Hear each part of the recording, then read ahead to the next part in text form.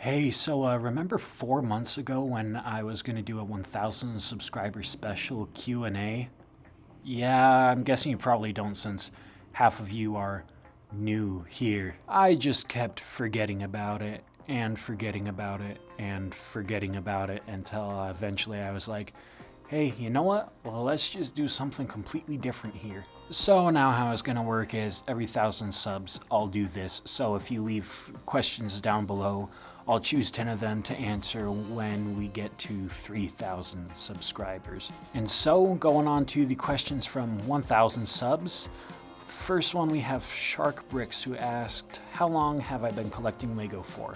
And you can tell that this is a very old screenshot because it says 4 days ago instead of 4 months ago.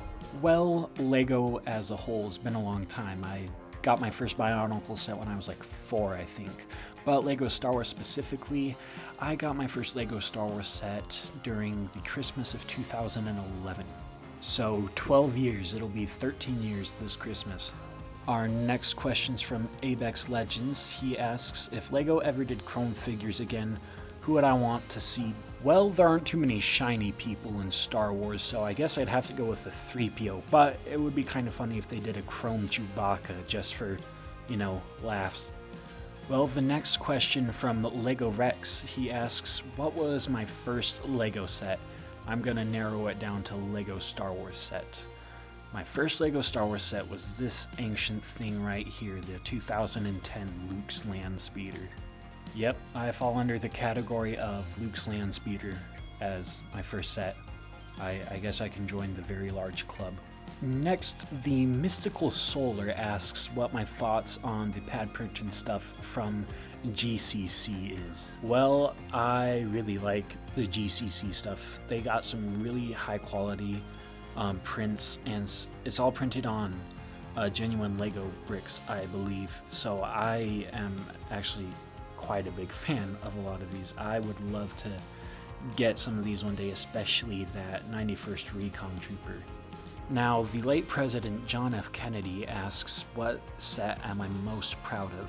Now, I'm gonna interpret this as what set I the most proud of, like the deal that I got on it, because I didn't design any of these sets. I could never do anything like that. So I don't really think that I can be proud of them. I can be proud of if I got a good deal for it, I guess, but not necessarily the sets themselves.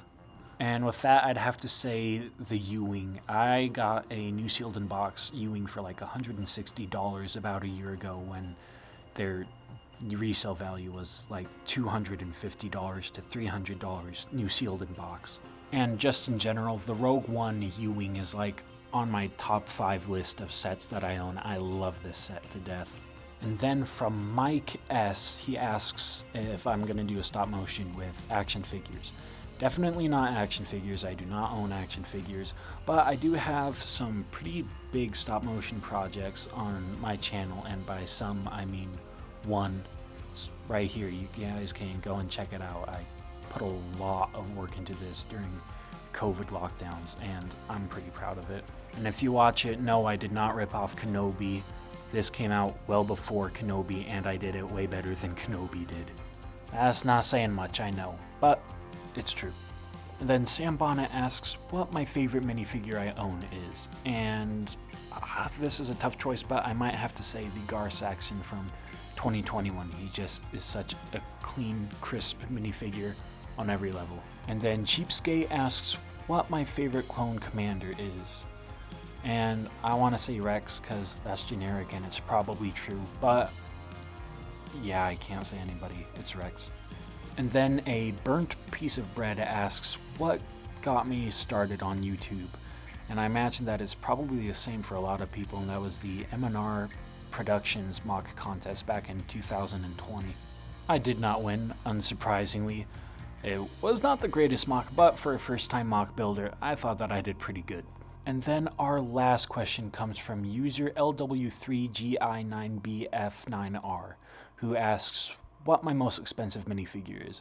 According to Brickset, it is the Owen Lars from the 2014 UCS Sandcrawler. Well, thank you everybody for watching, and thank you for 2,000 subscribers. This is pretty exciting. And I also have unlocked the first tier of monetization, so you can actually join the channel with memberships and get exclusive perks if you want. But yeah, leave comments down below for 3,000 subscribers.